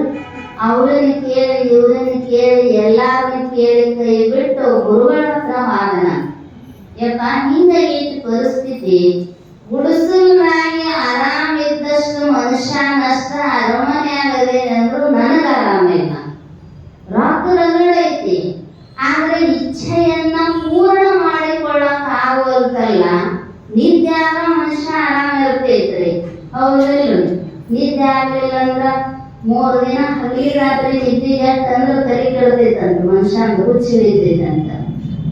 ಅದಕ್ಕ ಕೇಳಿದ ಕೂಡಲೇ ಗುರುಗಳು ಹೇಳಿದ್ರು, ವಾಸ್ತವ ಹೇಳಿದ್ರು, ತಮ್ಮ ನಿನಗ ರೊಕ್ಕದ ಹುಚ್ಚಿ ತಲೆಗೆ ಹತ್ತೈತಿ, ಅದಕ್ಕ ತುಂಬಾಕ ಪ್ರಯತ್ನ ಮಾಡ್ತೀಯಲ್ಲ, ನೀ ಏನಾರ ಒಂದು ಗಂಟು ಸಿಕ್ಕಿರ್ಬೇಕಲ್ಲ ಅಂದ್ರಂತ. ಸಿಕ್ಕೈತ್ರಿ ಅಪ್ಪ ಅನ್ನೋ. ಎಷ್ಟರ ಅದ್ರ ನನಗ ಸಿಕ್ಕಾಗ 99 ಇದ್ವಿ. ಈ 999 ಕೂಡಿಸಿನಿ, ಇನ್ನೊಂದು ಬಟ್ಟ ಕೂಡುವಲ್ತ್ರಿ ಅನ್ನೋ. ಅವ್ರು ಹೇಳಿದ್ರು, ಆ ಗಂಟ ಅವನ ಮನೆ ಮುಂದೆ ಹೋಗೋದು ಬಿಡ, ಅಂದ್ರೆ ನಿನಗ ಆರಾಮ ಇದ್ದೈತಿ. ಮರ್ದಿನ ಮುಂಜಾನೆ 7 ಹೊಡೆದ ಅವನ ಮನೆ ಮುಂದೆ ರೊಕ್ಕದ ಗಂಟು ಬಿದ್ದಿತ್ರಿ.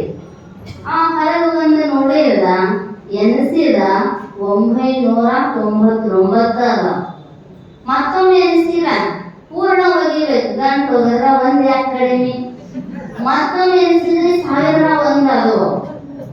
ಅವಂದ ಒಮ್ಮೆ ಎನಿಸಿದ್ರು ಒಂದು ಕಡಿಮೆ ಆಯ್ತು, ಒಮ್ಮೆ ಎನಿಸಿದ್ರು ಒಂದು ಹೆಚ್ಚಾಯ್ತು. ಇದ್ಯಾಕೆ ಹಿಂಗೈತಿ?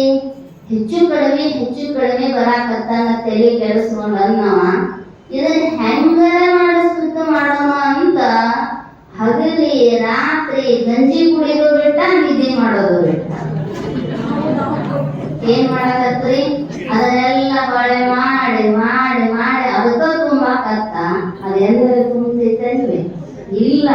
ಅದಕ್ಕೆ ಹೇಳಿದ್ರು ಅವರು, ಇಚ್ಛಾ ಪೂರ್ತಿ ಧನಂ, ನಮ್ಮ ಇಷ್ಟಾರ್ಥಗಳನ್ನ ಪೂರ್ತಿ ಮಾಡಿಕೊಳ್ಳುವಷ್ಟು ಸಂಪತ್ತು ಇರಬೇಕಂದ್ರ ದೊರಕಲೇನ್ ಅದರೊಳ್ ಪರಿಣತಿ ಬೆಳೆಯುವುದೇ ಚಂದ.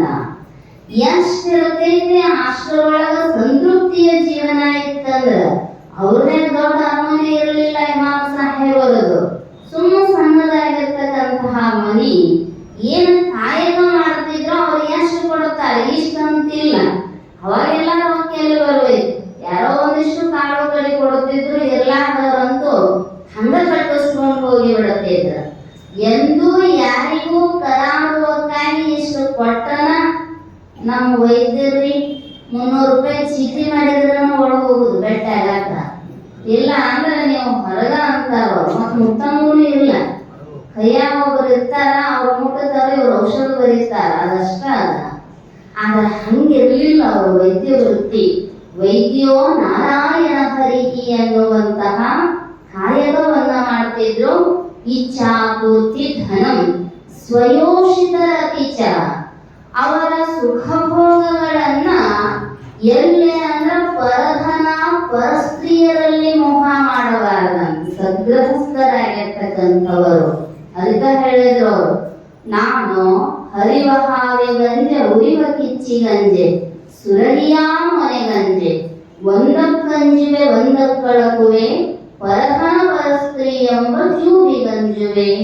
ಶರದ್ ಹೇಳಿದ್ರು, ಹರಿದು ಹೋಗೋ ಹಾವ ಬೇಕಾದ್ರೆ ಹಿಡಿತೀನಿ, ಉರಿತಕ್ಕಂತಹ ಕಿಚ್ಚ ಹಾರಂದ್ರೂ ಹಾಕ್ತೀನಿ, ಆ ಹಲಗಿನ ಕತ್ತಿಯ ಮೇಲೆ ನಡೆಯದ್ರೂ ನಡೀತೀನಿ, ಆದ್ರ ಪರಧನ ಪರಸ್ತ್ರೀ ಅನ್ನುವಂತಹ ವಸ್ತುಗಳಿಗೆ ನಾ ಭಯ ಪಡ್ತೀನಿ ಅಂತ. ಯಾಕಂದ್ರೆ ದೃಷ್ಟಾಂತ ಹೇಳ್ತಾರ ಅವರು, ಮುನ್ನಂಜದ ರಾವಣನೇ ವಿಧಿಗೆ ಗುರಿಯಾದ. ರಾಮ ಪತ್ನಿಯಾಗಿರ್ತಕ್ಕಂತಹ ಸೀತಾದೇವಿಯನ್ನ ಮೋಹಿಸಿದ ಪರಿಣಾಮ ಏನಾಯ್ತ್ರಿ? 6 ಕೋಟಿ ಆಯುಷ್ಯ ಇತ್ತಂತ ರಾವಣನಿಗೆ. ಮಹಾನ್ ಶಿವಭಕ್ತ, ಶಿವತಾಂಡವ ಸ್ತೋತ್ರ ರಚನಾಕಾರ, ಪರಶಿವನ ಆತ್ಮಲಿಂಗವನ್ನ ಸಾಕ್ಷಾತ್ಕರಿಸಿಕೊಂಡಿರ್ತಕ್ಕಂಥವನು. ಆ ಒಂದು ತಪ್ಪಿನಿಂದಾಗಿ 6 ಕೋಟಿ ಆಯುಷ್ಯ ಆಯಿತು, ಸುವರ್ಣ ಲಂಕೆ ದಗ್ಧವಾಗಿ ಹೋಯಿತು. ಅದಕ್ಕೆ ಹೇಳ್ತಾರೆ ಸ್ವಯೋಷಿತ ರತಿಜ. ತನ್ನ ಧರ್ಮ ಪತ್ನಿಯಲ್ಲಿಯೇ ರಮಮಾಣನಾಗಿರಬೇಕು, ಸದ್ಗೃಹಸ್ಥನಾಗಿರ್ತಕ್ಕಂಥವನು. ಆಜ್ಞಾಪರ ಸೇವಕಂ. ಇನ್ನು ತನ್ನ ಸೇವಾ ಮಾಡತಕ್ಕಂಥವರು ತನ್ನ ಆಜ್ಞೆಯಾನುಸಾರವಾಗಿ ನಡಿಬೇಕು ಅಂದ್ರೆ ಅವರನ್ನ ಮಕ್ಕಳಂತೆ ಪ್ರೀತಿಸುವಂತಹ ಮನೋಭಾವನೆಯನ್ನ ಹೊಂದಿರಬೇಕು. ಆತಿಥ್ಯಂ ಶಿವಪೂಜನಂ ಪ್ರತಿದಿನಂ. ಮನೆಯೊಳಗ ಪ್ರತಿನಿತ್ಯವೂ ಗೃಹಸ್ಥರ ಧರ್ಮ ಏನು ಅಂದ್ರೆ ಅತಿಥಿಗಳ ಸತ್ಕಾರ ಮಾಡಬೇಕು. ಶಿವಪೂಜನ ಧ್ಯಾನಾದಿಗಳನ್ನುವಂಥವು ಇರಬೇಕು. ಇದು ಗೃಹಸ್ಥರ ಧರ್ಮ. ನಮ್ಮ ಹಿರಿಯರು ಮಾಡ್ತಿದ್ರಿ, ಅವಾಗೆಲ್ಲ ಬರ್ತಿದ್ರು. ಊರಿನ ಜಂಗಮರು ಜಂಗ ಕಟ್ಕೊಂಡು ಕೈಯೊಳಗೆ ಜೋಳಿಗೆ ಹಿಡ್ಕೊಂಡು ರೊಟ್ಟಿ ಭಿಕ್ಷಕೋ ಅಥವಾ ಹಿಟ್ಟಿನ ಭಿಕ್ಷಕೋ ಬರ್ತಿದ್ರು. ಒಂದು ಮುಷ್ಟಿ ಹಿಟ್ಟು ಹಾಕಿದ್ರೆ ಅದು ಅತಿಥಿ ಸತ್ಕಾರ. ಗೋಮಾತೆ ಎತ್ತಿದ್ದಳ ಮನೆಯೊಳಗ ಒಂದು ಮುಷ್ಟಿ ಹಿಟ್ಟು ಅಥವಾ ಒಂದು ರೊಟ್ಟಿ ಕೊಟ್ರ ಅದು ದೇವ ಪೂಜೆ ಹಾಗೂ ಭೂತಗಳ ಋಣವನ್ನ ತೀರಿಸಿದಂಗ ಆಗ್ತಿತ್ತು. ಇವತ್ತಿಲ್ಲ. ಮನೆ ಮುಂದೆ ಬೋರ್ಡ ಇರ್ತಾವ. ನಾವು ಏನಂತಿರ್ತಾವ್ರಿ, ನಿಮ್ ಮನೆ ಮುಂದಲ್ಲ ನೀವು ಬರ್ತೈತಿ, ನಾವು ಹೇಳೋದು ಬೇಡ. ಯಾಕಂದ್ರ ಹಿಂಗಿದ್ದಾಗ ಮತ್ತ ಹೆಂಗ ಅತಿಥಿಗಳು ಬರಾಕ ಸಾಧ್ಯ ಐತಿ? ಇಲ್ರಿ, ನಾವು ಸೋಮವಾರ ಉಣಿಸ್ತೀವಲ್ರಿ, ಮಾಡ್ತಿದ್ರಿ. ಈ ಶ್ರಾವಣ ಸೋಮವಾರಗಳ ಐನಾರಿ ಉಣಿಸುದಂತ ಮಾಡ್ತಾರಿಲ್ಲ, ಮಾಡ್ತಾರ. ಪದ್ಧತಿ ಚಲೋ ಅದಾವ. ಹಂಗ ಒಟ್ಟಾರೆ ಏನಾದ್ರೂ ನಿಮಿತ್ತದಿಂದ ಆತಿಥ್ಯಂ ಶಿವಪೂಜನಂ ಪ್ರತಿದಿನ. ಪ್ರತಿನಿತ್ಯವೂ ಗುರುವಿನಿಂದ ಲಿಂಗ ದೀಕ್ಷೆಯನ್ನ ಪಡೆದುಕೊಂಡು ಶಿವಾರ್ಚನೆಯನ್ನ ಲಿಂಗಾರ್ಚನೆಯನ್ನ ಜಂಗಮ ದಾಸೋಹವನ್ನ ಮಾಡ್ತಿರಬೇಕು. ಜೊತೆಗೆ ಇಷ್ಟಾನ್ನ ಪಾಲಂ ಗೃಹೆ. ಮನಿಯೊಳಗನ ಬೇಕಾದದ್ದನ್ನ ಮಾಡ್ಕೊಂಡು ಊಟ ಮಾಡಬೇಕು ಅಂದ್ರ ಹಸಿವಾಗಬೇಕಲ್ಲ. ಮತ್ತ ಹಸಿವಾಗಬೇಕಂದ್ರ ಕೊಟ್ಟಾನ್ರಿ ದೇವ್ರಂತ ಆರಾಮ್ ಕಾಲ್ ಮೇಲೆ ಕಾಲ್ ಹಾಕೊಂಡು ಮಕ್ಕೊಂಡು ಹೊಟ್ಟಿಸಿದ್ದೇನ್ರಿ? ಇಲ್ಲ, ಮೈ ಮುರಿದು ದುಡಿಬೇಕು ಅಂತ. ಬೆವರು ಇಲ್ಲಿ ಒಂದು ದುಡಿದ್ರು ಅಂದ್ರೂ ಹೊಟ್ಟೆ ಹಸಿತೈತಿ. ಕಟಕ ರೊಟ್ಟಿ ಖಾರ ಎಣ್ಣೆ ಇದ್ರು ಅಮೃತಕ್ಕೆ ಸಮಾನ ಆಗತೈತಿ. ಅಂದ್ರ ಗೃಹಸ್ಥನಾಗಿರ್ತಕ್ಕಂಥವನು ಕಾಯಕ ಮಾಡಬೇಕು, ದಾಸೋಹ ಮಾಡಬೇಕು, ಅರ್ಚನೆ ಮಾಡಬೇಕು, ಅನುಭಾವವನ್ನ ಪ್ರತಿನಿತ್ಯವೂ ಮಾಡಬೇಕು. ಇಷ್ಟಾನ್ನ ಪಾನಂ ಗೃಹೆ ಸಾಧೋ ಸಂಗ ಉಪಾಸತೇಹಿ ಸತತಂ ಧನ್ಯೋ ಗೃಹಸ್ಥಾಶ್ರಮಃ. ಸಾಧೋ ಸಂಗಂ ಉಪಾಸತೇಹಿ ಸತತಂ. ಪ್ರತಿ ಕ್ಷಣವೂ ಕೂಡ ಹಂಬಲ್ ಹೆಂಗಿರಬೇಕು ಗೃಹಸ್ಥರದ್ದು ಅಂದ್ರ, ನಮಗ ದೊಡ್ಡವರಂತ ಕೈ ಮುಗದಾರ ಹೋಲ್ ಬಿಡ್ರಿ ನಮ್ಮ ಮನ್ಯಾಗ ನಾವ್ ಇರ್ತೀವಿ ಅಂದ್ರೆ ಇಲ್ಲ. ಸಂತರ ಶರಣರ ಮಹಾಂತರ ಒಡನಾಟದೊಳಗ ನಮ್ಮ ಜೀವನ ಅನ್ನುವಂಥದ್ದು ಸವಿಬೇಕು. ಇಷ್ಟೆಲ್ಲ ಸದ್ಗುಣಗಳು ಇದ್ದು ಅಂದ್ರೆ ಅದು ಧನ್ಯ ಗೃಹಸ್ಥಾಶ್ರಮ. ಯಾಕೆ ಧನ್ಯ ಅಂದ್ರು ಅಂದ್ರ ಬ್ರಹ್ಮಚಾರಿ, ವಾನಪ್ರಸ್ಥಿ, ಸನ್ಯಾಸ ಆಶ್ರಮದವರಿಗೆ ಜನ್ಮವನ್ನ ಕೊಡ್ತಕ್ಕಂಥವರು ಗೃಹಸ್ಥಾಶ್ರಮಿಗಳು. ಅವರಿಗೆ ಅನ್ನ ಆಶ್ರಯವನ್ನು ಕೊಟ್ಟು ಅವರ ಜ್ಞಾನ ಸಾಧನೆಗೆ ಅನುಷ್ಠಾನಕ್ಕ ವ್ಯವಸ್ಥೆಯನ್ನ ಮಾಡ್ತಕ್ಕಂಥವರು ಗೃಹಸ್ಥರೇ. ಅದರ ಸಲುವಾಗಿ ಅವರಿಗೆ ಧನ್ಯ ಅಂತ ಹೇಳಿದ್ದಾರೆ. ಇಂಥ ಧನ್ಯ ಗೃಹಸ್ಥಾಶ್ರಮಿಗಳಾಗಿರ್ತಕ್ಕಂತಹ ಇಮಾಮ ಸಾಹೇಬ ತಾಯಿ ಹಜುಮಾ ತಾಯಿ ಹೆಂಗಿದ್ದಳು ಅಂದ್ರೆ ಸದಾಶಿವ ಅಪ್ಪೋಳ್ ಬರೀತಾರೆ ಆ ಹಜುಮಾ ತಾಯಿಯ ಬಗ್ಗೆ. ಎಂದೂ ಗಂಡಗೆ ಎದುರು ಮಾತಾಡ್ತಿರ್ಲಿಲ್ಲ. ನಮ್ಮ ಮಂದಿರಿ ಈಗ ದೌರಿ ಕಾಯ್ದೆ ತಂದು ಬಿಟ್ಟಾರಲ್ಲ, ಇಲ್ಲದೆ ಇದ್ರು ಮಾತಾಡ್ತಾರೆ. ಯಾಕಂದ್ರ ಅವರಿಗೆ ಸ್ವತಂತ್ರತೆ ಕೊಟ್ಟದ್ದು ಸ್ವೇಚ್ಛಾಚಾರವಾಗಿ ಬದಲಾವಣೆಯಾಗಿ ಹಂಗಾಗಬಾರದ. ಕಾರಣ ಏನು ಅಂದ್ರ ಸ್ತ್ರೀ ಸ್ವಾತಂತ್ರ್ಯಕ್ಕ ಅರ್ಹಳಲ್ಲ ಅಂತ ಮನು ಮಹರ್ಷಿ ಹೇಳಿದ. ಆದ್ರ ಕಾಲಮಾನಗಳು ಬದಲಾವಣೆಯಾಗಿದ್ದಾವ. ಅವಳು ಪುರುಷನಷ್ಟೇ ಸಮಾನವಾಗಿ ನಿಲ್ಲಬಲ್ಲಳು ಅನ್ನುವಂತಹ ಈ ಕಾಯ್ದೆ ಬಂದದ್ದಕ್ಕ ನಮಗೇನಾಗಿಬಿಟ್ಟೈತಿ ಅಂದ್ರೆ ನಾಲ್ಕು ಕೊಂಬಿರ್ತಾವ್, ಅವ್ಗೆ ಅಡ್ಡಕೊಂಬಿರ್ತಾವ. ಹೌದಲ್ರಿ? ಇಲ್ಲಿ ಬಂದವರಿಗೆ ಅಲ್ಲ, ಹಂಗ ಮಾಡೋರಿಗೆ ಅದ. ಹಂಗ ಆಗಬಾರದು ಪರಿಸ್ಥಿತಿ. ಕಾರಣ ಒಂದಿಷ್ಟು ನಿಯಮಗಳದಾವು, ಒಂದಿಷ್ಟು ಶಾಸ್ತ್ರಗಳದಾವು. ತಗ್ಗಿ ಬಗ್ಗಿ ಎಲ್ಲೆ ಅಂತ ಹೇಳಿದ್ರು ಅವರು. ವನಿತೆ, ಪಂಡಿತ, ಲತಾ ಆಶ್ರಯ ಇಲ್ಲದ ಶೋಭಿಸುವುದಿಲ್ಲ. ಬಳ್ಳಿ ಶೋಭಾಯಮಾನ ಆಗಬೇಕಾಗಿತ್ತಂದ್ರೆ ಗಿಡದ ಆಶ್ರಯ ಬೇಕು. ಪಂಡಿತರಿಗೆ ಜೀವನಕ್ಕೆ ಶೋಭೆ ಬರಬೇಕಾಗಿತ್ತು ಅಂದ್ರೆ ರಾಜಾಶ್ರಯದೊಳಗಿರಬೇಕ. ಹಂಗ ಹೆಣ್ಣು ಮಕ್ಕಳಿಗೆ ಶೋಭೆ ಇರಬೇಕಾಗಿತ್ತು ಅಂದ್ರ ತಂದೆ ತಾಯಿಗಳ ಆಶ್ರಯ, ಗಂಡನ ಆಶ್ರಯ, ಮಕ್ಕಳ ಆಶ್ರಯದೊಳಗೆ ಇದ್ರ ಆ ಒಂದು ಹೆಣ್ಣು ಮಕ್ಕಳ ಜೀವನಕ್ಕೂ ಶೋಭೆ ಅನ್ನುವಂಥದ್ದು ಬರ್ತೈತಿ ಅಂತ. ಹಂಗ ಪತಿಯ ನೆರಳಿನೊಳಗ ನೆರಳಾಗಿ ಜೀವನ ನಡೆಸ್ತಿದ್ಳು ಹಜುಮಾ ತಾಯಿ. ಪುಣ್ಯ ಇದ್ರ ಚಲೋ ಹೆಂಡತಿ ಸಿಗ್ತಾಳಂತೆ ಅಂತಿರ್ಲಿಲ್ಲ. अच्छा पत्नी, अच्छा गुरु, अच्छा दोस्त, किस्मत वाले को मिलता है. ಆಗ ಈ ಕಡೆನೂ ಬರ್ತೈತಿ. ಹಂಗ ಅಂತಿರ್ತಾರ, ಏನ್ರಿ ಬಹಳ ಪುಣ್ಯ ಮಾಡಿವ ಚಲೋ ಗಂಡ ಸಿಗ್ತಾನಂತ. ಅದು ಧರ್ಮಾನುಸಾರವಾಗಿ ಬರ್ತಕ್ಕಂಥದ್ದು. ಸುಕೃತ ಇತ್ತು ಅಂದ್ರ ಒಳ್ಳೆಯ ಗುರು, ಒಳ್ಳೆಯ ಸ್ನೇಹಿತ, ಒಳ್ಳೆಯ ಹೆಂಡತಿ ಸಿಗ್ತಾಳಂತ. ಅದಕ್ಕೆ ಹೇಳಿದ್ರು, ಅನುಕೂಲಾಂ ವಿಮಲಾಂಗಿಂ ಕುಲಜಾಂ ಕುಶಲಾಂ ಸುಶೀಲ ಸಂಪನ್ನಾಂ ಪಂಚಲತಾರ ಭಾರ್ಯಾಂ ಪುರುಷ ಪುಣ್ಯೋದಯೇನ ಲಭ್ಯತೆ. ಆ ಪುರುಷನ ಪುಣ್ಯ ಇತ್ತು ಅಂದ್ರ ಇಷ್ಟೆಲ್ಲ ಸದ್ಗುಣಗಳನ್ನ ಹೊಂದಿರುವಂತಹ ಧರ್ಮ ಪತ್ನಿ ಸಿಗುತ್ತಾಳ. ಹೆಂಡತಿ ಎಲ್ಲರಿಗೂ ಸಿಗುತ್ತಾಳ. ಹೆಂಡತಿ ಬೇರೆ, ಧರ್ಮ ಪತ್ನಿ ಬೇರೆ. ಹೆಂಡತಿಯನ್ನ ಸ್ವಲ್ಪ ಬಿಡಿಸಿದ್ರೆ ಏನಂತೈತ್ರಿ ಸರ್, ಹೆಂಡ ಪ್ಲಸ್ ಅತಿ ಅಲೋಪ ಆಗಿ ಹೆಂಡತಿ ಆಗೈತಿ. ಹೆಂಡ ಅಂದ್ರೆ ಗೊತ್ತೈತಲ್ಲ, ಮಾದಕ ವಸ್ತು ತಲೆಗೆ ಬಿದ್ದ ನೆತ್ತಿಗೆ ಹತ್ತಿ ಹೆಂಗೆಂಗೋ ಮಾಡಾಕತ್ತಿರ ಹೆಂಡತಿ ಅಂತಾರಂತ. ಅದಕ್ಕೆ ಬಿಚ್ಚಿದವ್ರು ಬರೀತಾರಲ್ಲ, ಹೆಂಡತಿ ನೀ ಪ್ರಾಣ ಹೆಂಡತಿ ಅಂತ. ಮತ್ತೆ ಗಂಡದ ಒಂದ್ 3,000 ಪಗಾರ ಇರ್ತೀವಿ, 30,000 ರೂಪಾಯಿ ಪಾರ್ಲರ್ಗೆ ಇಡ್ತಿದ್ರ ಅಂದ್ರ ಮತ್ತ ಅದಕ್ಕ ಸರಳತೆ ಭಗವಂತ ದೈವಿ ಗುಣಗಳ ಆರ್ಜವ ಅನ್ನುವಂಥದ್ದನ್ನ ಹೇಳಿದ. ಆ ಸರಳತೆ ಅನ್ನುವಂಥದ್ದು ಆ ಹಜುಮಾ ತಾಯಿಯ ಆಭರಣ ಆಗಿತ್ತು. ಮನೆಗೆ ಬಂದಿರತಕ್ಕಂತಹ ಅತಿಥಿ ಅಭ್ಯಾಗತರ ಸೇವೆಯನ್ನ ದಣಿವರಿಯದಂತೆ ಮಾಡುತ್ತಿದ್ದಳು. ಗಂಡನಿಗೆ ಎಂದೂ ಎದುರು ಮಾತಾಡುತ್ತಿರಲಿಲ್ಲ. ಅವರು ಕಣ್ಣು ಸೊನ್ನೆ ಮಾಡಿ ತೋರಿಸಿರ್ತಕ್ಕಂಥದ್ದನ್ನ ಚಾಚೂ ತಪ್ಪದೆ ಮಾಡುತ್ತಿದ್ದಳ.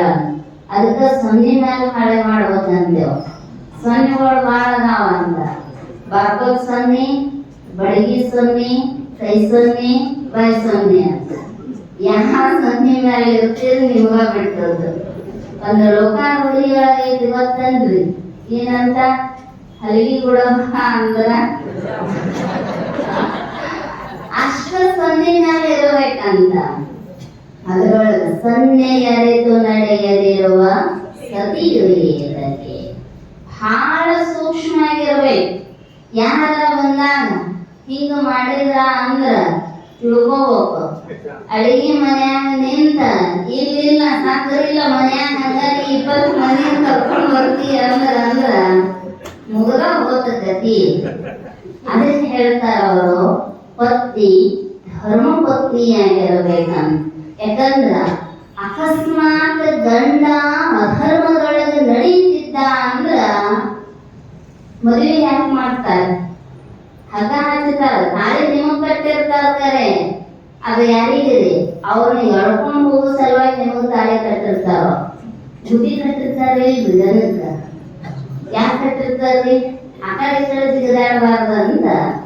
ಹಂಗ ಆ ಕಡೆ ಈ ಕಡೆ ಯಾಕಡೆನೂ ಹೋಗಲಾರದಂಗ ಹಿಡ್ಕೊಂಡು ಎಳದ ಧರ್ಮದಾರಿಯೊಳಗ ನಡೆಸುವ ಸಲುವಾಗಿ ಧರ್ಮ ಪತ್ನಿ ಅಂತ ಶಬ್ದ ಬಳಸಿದಾರ ಅವರು.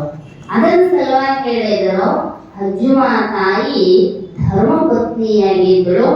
ಅವರೀವರ ಜೀವನ ಧನ್ಯ ಗೃಹಸ್ಥಾಶ್ರಮ ಆಗಿತ್ತು. ಹಿಂಗಿದ್ರ ಬದುಕು ಚಂದ ಇರ್ತೈತೆ. ಆದ್ರ ಒಬ್ಬರ ಕಡೆ ಗಂಡ ಶಿವಲಿಂಗ ದೇವರ ಭಕ್ತ, ಹೆಂಡತಿ ಮಾರಿ ಮಸನೆಯ ಭಕ್ತಿ. ಗಂಡ ಕೊಂಬುದು ಪಾದೋದಕ ಪ್ರಸಾದ, ಹೆಂಡತಿ ಕೊಂಬುದು ಸುರೆ ಮಾಂಸ. ಹಿಂಗಿತ್ತಂದ್ರ ಮನೆಯ ಶಾಸ್ತ್ರ ಹೆಂಗ ನಡೀತೈತಿ ಹೇಳ್ರಿ?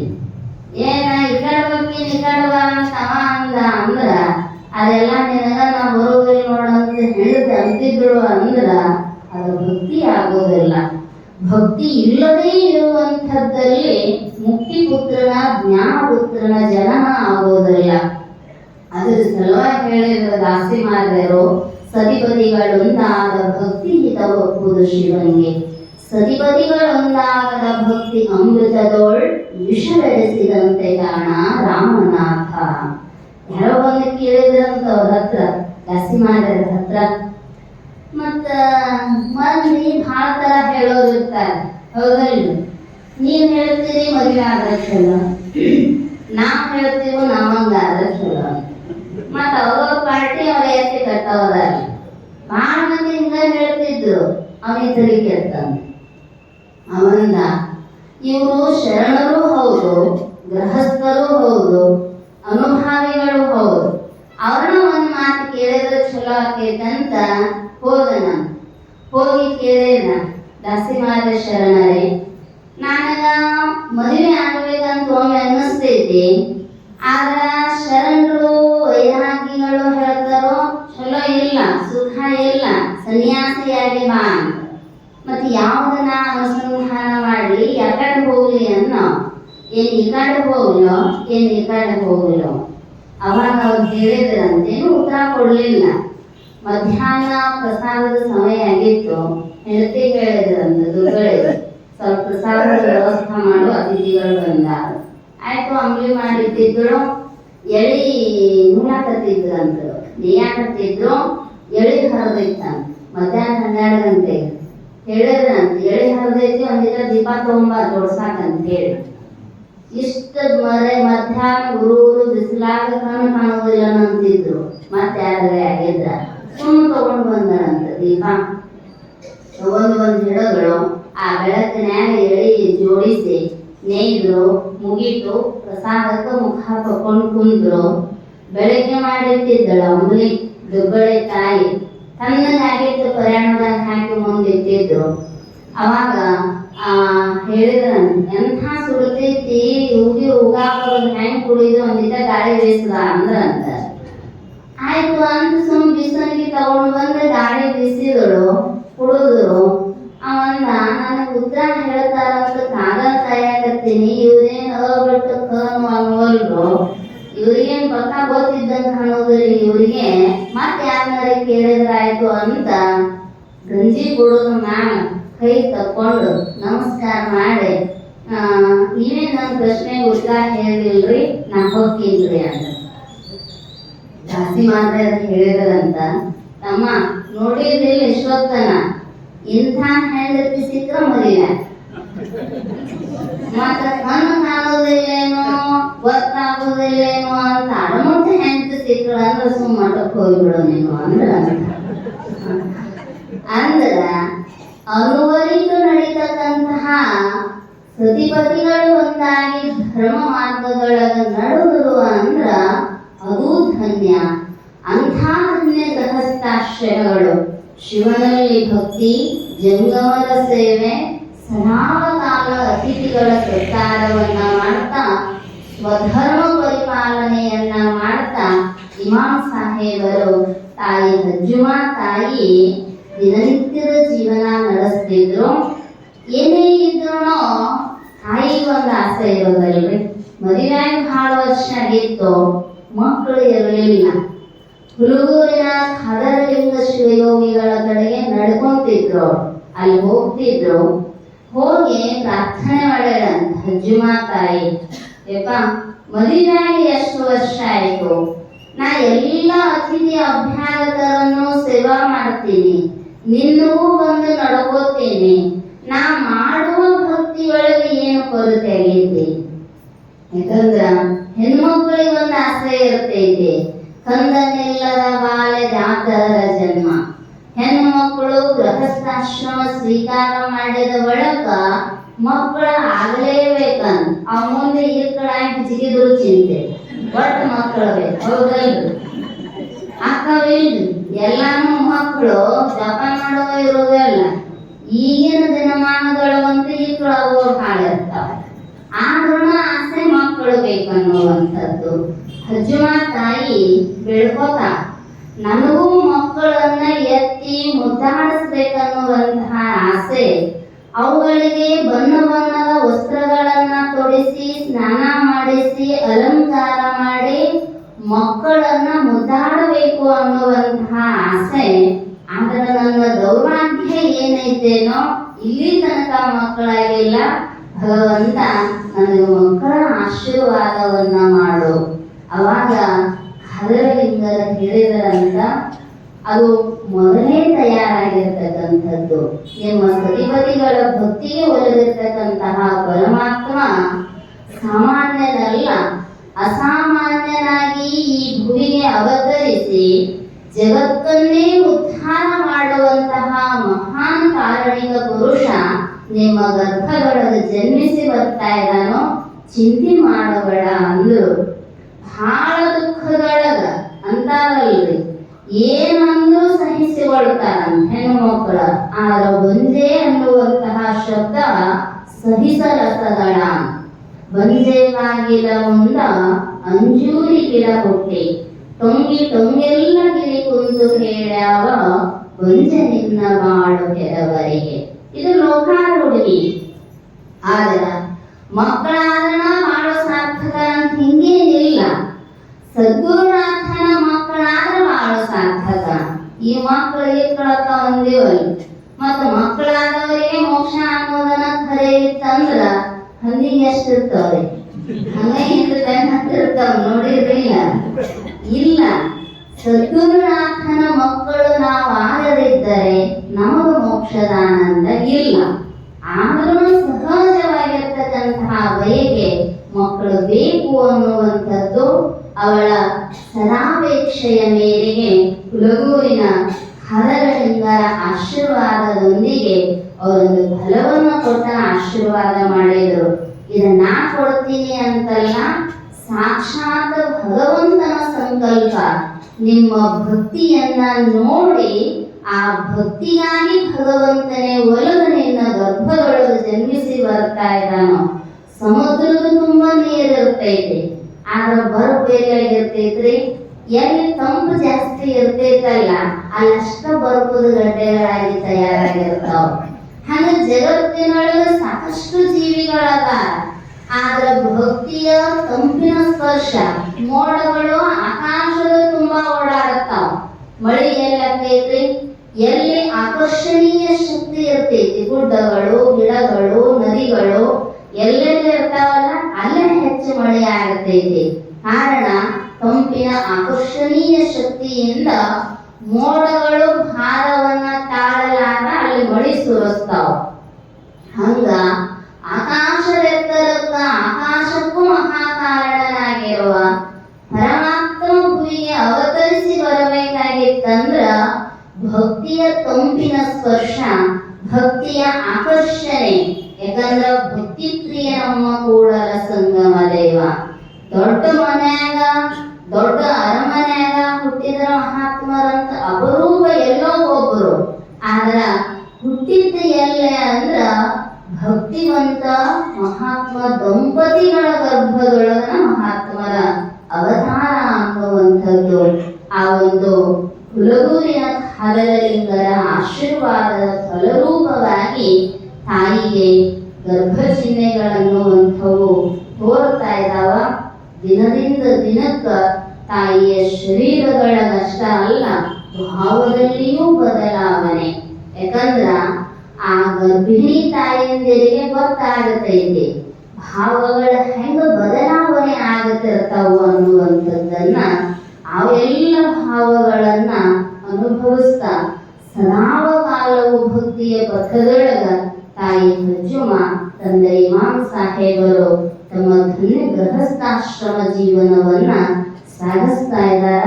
ಯಾವ ರೀತಿ ತಾಯಿ ನವಮಾಸಗಳನ್ನ ಕಳೆದು ಯಾವೆಲ್ಲ ಪ್ರಕ್ರಿಯೆಗಳಿಂದ ಯಾವೆಲ್ಲ ಅನುಷ್ಠಾನಾದಿಗಳನ್ನ ಮಾಡಿ ಮಗುವಿಗೆ ಜನ್ಮವನ್ನ ಕೊಡ್ತಾರೋ ಅನ್ನುವಂತಹ ವಿಷಯವನ್ನ ಮತ್ತೆ ನಾಳೆಯ ದಿನ ನಾವು ನೀವೆಲ್ಲರೂ ಚಿಂತನೆ ಮಾಡೋಣ ಅಂತ ತಿಳಿಸ್ತಾ, ನಾಳೆ ಜನ್ಮ ನಾಳೆಯೇ ನಾಮಕರಣ. ಯಾಕಂದ್ರೆ ಟೈಮ್ ಭಾಳ ಇಲ್ಲ, ಮುಂದೆ ಚರಿತ್ರೆ ಭಾಳ ಇರೋಣದರಿಂದ ಜನ್ಮ ಹೇಳಿ ಮುಗಿಸಿದ ನಾಳೆ ನೀವು ನಾಮಕರಣ ಮಾಡಿ ಮಂಗಲ ಮಾಡಿರಿ ಅಂತ ನಾವೊಂಚೂರು ಜಲ್ದಿ ಬಂದು ಎಲ್ಲ ವ್ಯವಸ್ಥೆ ಮಾಡಿದ್ರಿ ಅಂದ್ರ ಅನುಕೂಲ ಆಗಬೇಕು ಅಂತ ತಿಳಿಸ್ತಾ, ನನ್ನೆರಡು ಅರಿವಿರುವ ಅಪರೂಪ ಪುಷ್ಪಗಳನ್ನ ಜಗದ್ಗುರು ಶಿವಾನಂದರ ಚರಣ ಸನ್ನಿಧಿಗೆ ಸಮರ್ಪಿಸಿ ಹರಿ ಓಂ ತತ್ಸತ್.